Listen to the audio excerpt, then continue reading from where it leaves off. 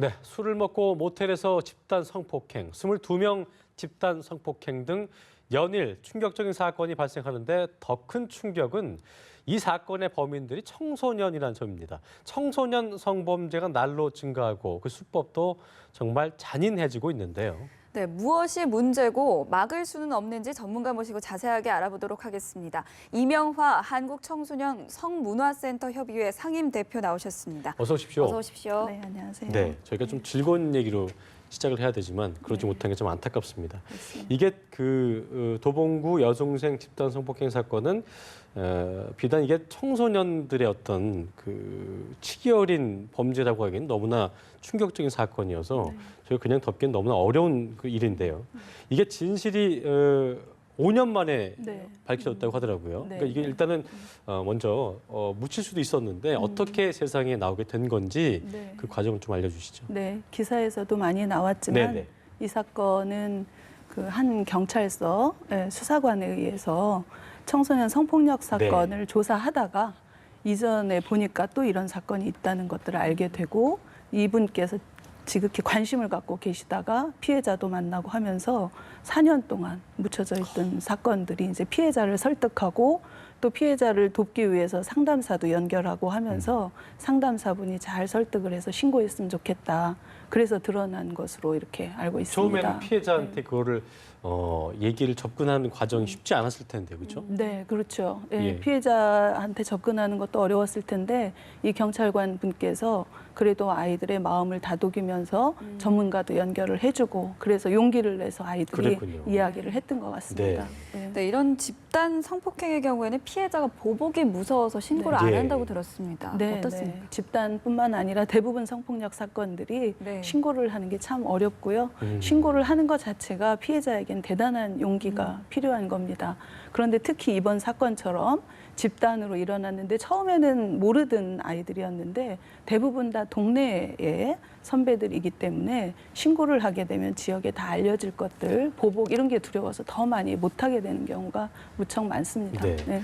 대표님께서 뭐 청소년 성문화 관련돼서 이런 범죄를 많이 좀 접하고 또 상담도 많이 하실 텐데 제가 생각하기에는요 22명 중에 보니까 군인도 있고 멀쩡하게 네. 대학생을 하는 사람도 있고 물론 뭐 아무것도 안 하고 있는 친구도 있었고 어쨌든 생활을 굉장히 정상적으로 하고 있었지만 피해자는 정말 뭐 그 시간들이 악몽 같은 시간이었을 테고 견디기 그렇죠. 힘들지 않았을까요? 네, 저는 많은 사례들을 접하고 있는데 이 친구 사건을 접하면서 그때 사건을 겪고 그 당시 어땠을까가 상당히 가슴이 아프고요. 그러니까요. 아무한테도 가족한테도 누구한테도 얘기를 못했고 지금 5년 지나오면서 얼마나 죽고 싶은 심정도 많이 들고 가장 어려운 게 주변 사람들에 대한 불신 이런 것들도 네. 많이 갖게 되거든요. 이게 22명이잖아요. 네. 근데 집단 성폭행이면은 죄질이 더 악랄하고 나쁜 건데 네, 가해자들이 죄책감을 더 못 느끼나 봐요. 이거 어떻게 봐야 될까요? 신기하게도요. 우리 청소년들 만나 보면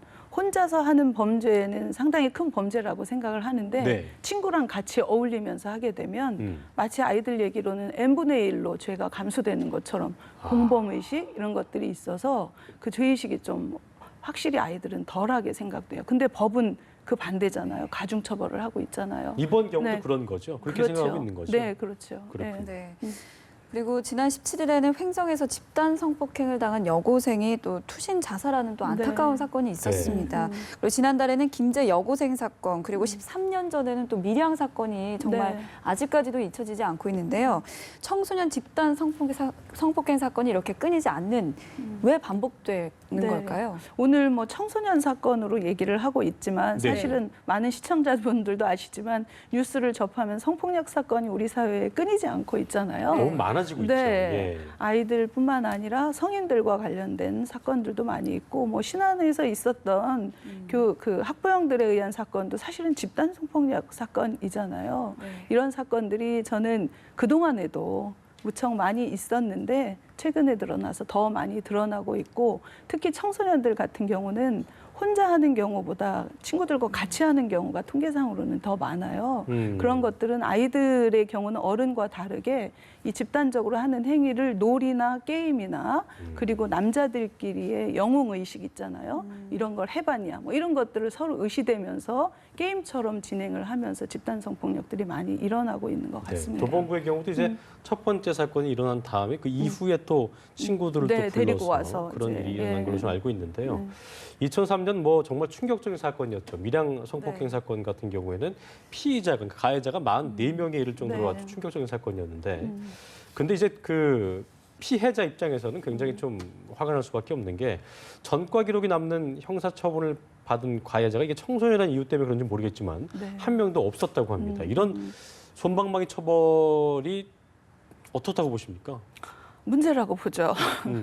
네, 성폭력 사건이 사실은 엄벌에 처한다. 그리고 네. 법적으로도 형량을 상당히 많이 최근에 높여놨어요.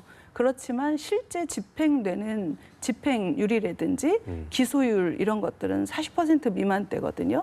그리고 또 기소가 됐다 하더라도 실형을 살게 되는 경우들, 특히 아동 청소년 대상의 성범죄 같은 경우는 네. 집행유예 건수가 뭐 40% 이상 이렇게 되기 때문에 미성년자가 가해자인 경우에 솜방망이뿐만 아니라 예. 성인 가해자인 경우도 솜방망이인 경우가 많이 있고요. 그래서 이 성폭력 사건들이 사회적으로 문제라고 함에도 불구하고 저희들이 계속 이야기를 하는 거는 법대로 집행을 했으면 그리고 좋겠다. 수위도 좀 높여야 된다. 네, 그렇죠? 더 뭐 지금 법보다 더 높였는 것보다는 네. 지금 법 안에서 실질적으로 집행을 했으면 좋겠다는 생각이 들고, 예. 네, 그렇습니다. 그렇군요.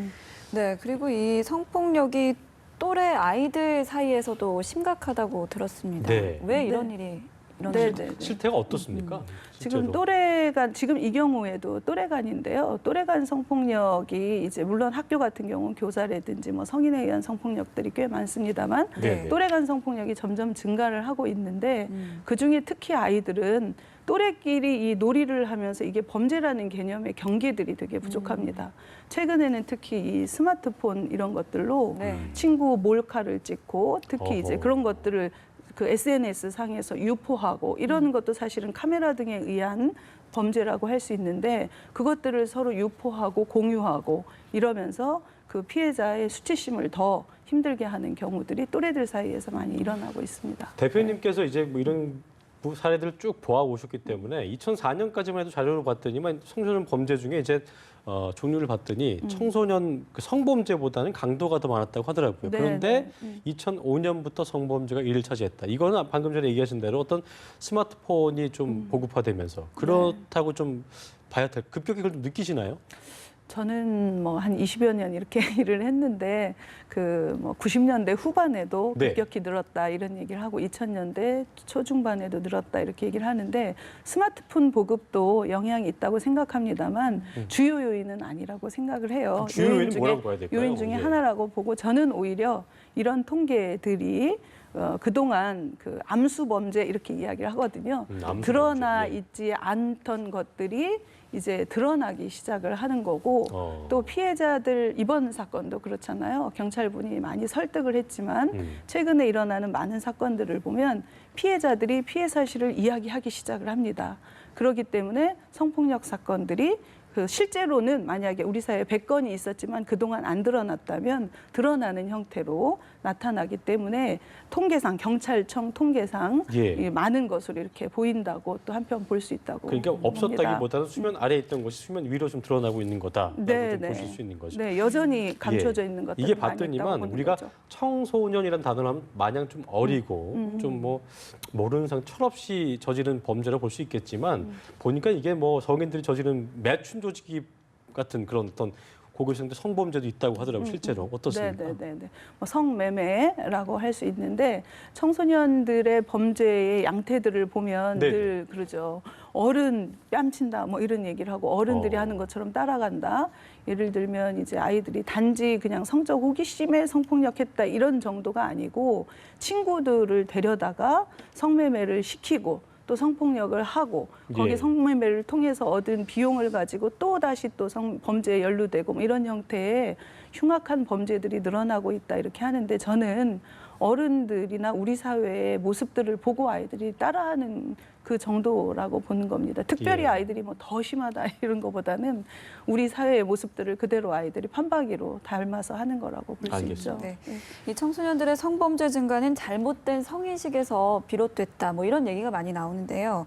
그렇다면 이 청소년들의 성인식이 나빠지는 이유는 뭐라고 보십니까? 네, 저는 아이들이 그 스트레스도 워낙 많다고 봅니다. 남학생들도 그렇고 분출할 곳이 여학생들. 없어서. 네, 네. 예. 스트레스가 워낙 많고 그 스트레스를 해소하기 위한 양태로 아이들이 주로 하고 있는 게 게임이거든요. 그 게임을 현실화하면서 이제 실현시키는 양태이기도 하고 성의식 부분에 있어서는 여전히 인권의식의 부재예요. 사람이 소중하고 배려하고 특히 남학생들 같은 경우 여학생도 똑같은 사람으로 보고 특히 이제 성적인 이런 행위를 할 때에 의사결정권이라고 하는데 네. 여자도 똑같은 의사결정력이 가지고 있는 존재로 보고 존중하고 서로 의견을 물어봐주는 그런 것들을 훈련을 받는 자기 결정권에 대한 의식들이 좀 높아져야 하는데 이런 인권의식에 기반을 한 성교육들이 여전히 잘 이루어지고 있지 않기 때문에 네. 아이들이 성의식이 이렇게 낮다고 볼 수 있겠죠. 그렇군요. 네.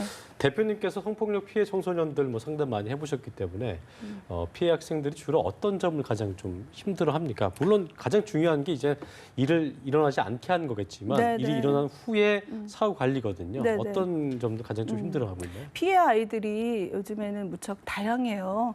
그래서 이제 어떤 아이들은 이렇게 공포스러운 상황에서 강압적인 성폭력을 당한 아이들은 트라우마 상태도 무척 많아서 네네. 사람을 만나는 것 자체가 무섭다거나 그런 공간에 혼자 가는 거에 대한 공포 이런 것들이 많이 가지고 있고요. 실제로 대인기피증 많이 좀 생기고 그러나요? 그런 네? 분들이 대인기피증을 느끼고 아, 그런 그럼요. 대인기피증, 불안, 우울, 자존감 없음, 그리고 특히 이제 성폭력 사건은 혹시 왜 나한테 이런 일이 일어났나 이런 것 때문에 자기 잘못을 많이 시인을 하기 때문에 뭐 그렇군요. 자살 증세도 갖고 있고 한데 물론 성폭력 피해자가 다 그렇진 않아요. 네, 스스로 이렇게 극복할 수 있는 힘도 있고 네. 가장 중요한 건 사람에 대한 신뢰를 잃게 되는 게 그러니까요. 가장 큰 어려움이라고 볼 수 있겠죠. 네. 네.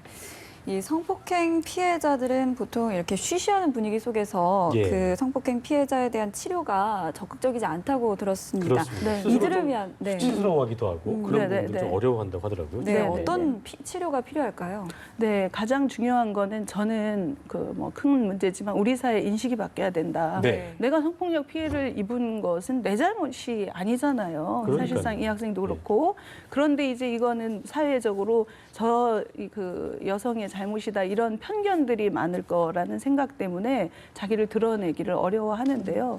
용기를 내서 드러낸 친구에게는 실제로 너 잘못이 아니고 이 인생을 망치는 일도 아니고 이 사건을 통해서 극복할 수 있는 힘이 있다는 주변 사람들의 지지와 신뢰 이런 문화들을 만드는 게 중요하다고 생각을 네, 합니다. 앞으로도 네. 대표님께서도 이런 청소년들을 상담 많이 만나게 되실 텐데 상담도 따뜻한 상담 네. 부탁드리겠습니다.